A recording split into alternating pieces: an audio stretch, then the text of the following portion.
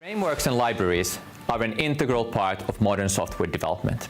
A typical software project includes tens, if not hundreds of libraries and takes advantage of multiple frameworks. Over the past couple of years, infrastructure as code has become the predominant way of managing all cloud infrastructure, not just the infrastructure built into software deployments. There are now some great resources to build on, like the enterprise-scale landing zones in the Microsoft Cloud Adoption Framework.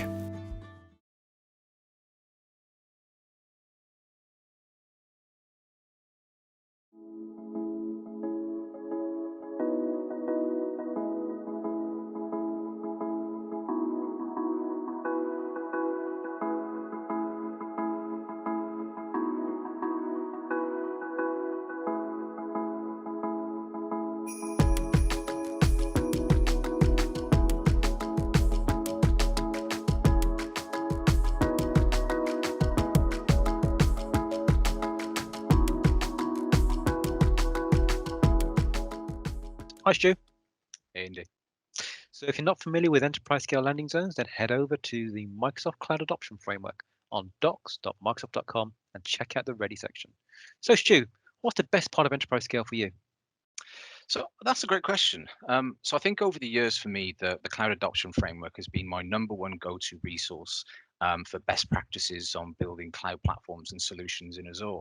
And it's grown and grown over the years to not just focus on technology, but to really help you evolve your operating model as well. I think that's where enterprise scale has kind of changed the game. It's given us now a common set of common currency to talk to customers and other cloud solution architects about. It's a really well structured set of guidance, resources, architectural and design principles that allow us to talk that same language and get back to what's important, and that's delivering real business value. Yeah, I think that's key in today's organizations. You need a clear set of guidance. You can build a solid foundation, get back to what matters. Yeah, absolutely. I think leveraging enterprise scale to spend more time delivering business value with cloud is the real goal. Absolutely. Okay, let's talk landing zones. So let's talk about what a landing zone is first. So as you start to prepare for your migration to cloud, you're going to want to securely move your workloads into an environment that can easily scale and grow as your cloud adoption grows with you. And this whole process starts with building a landing zone.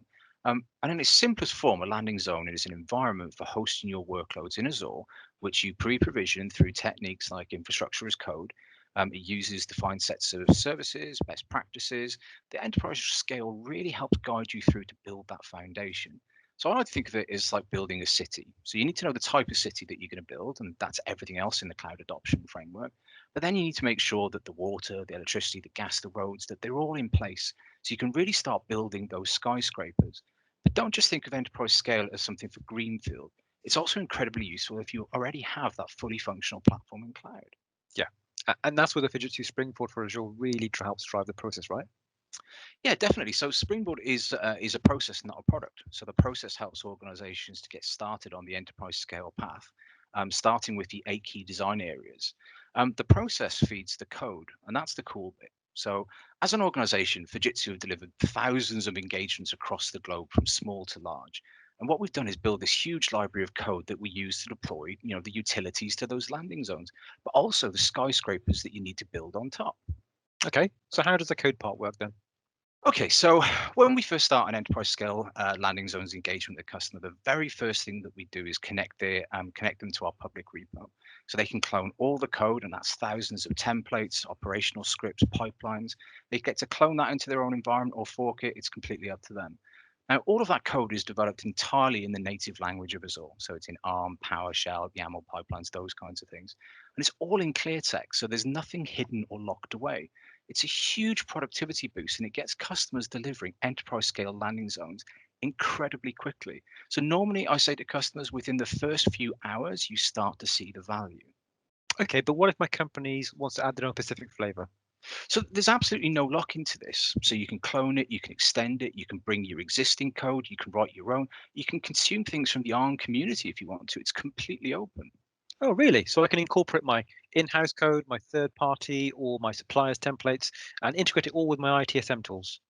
Yeah, absolutely. So, I mean, leverage the features in Springboard. It makes your ARM life easier, but there's no lock-ins or restrictions other than your imagination.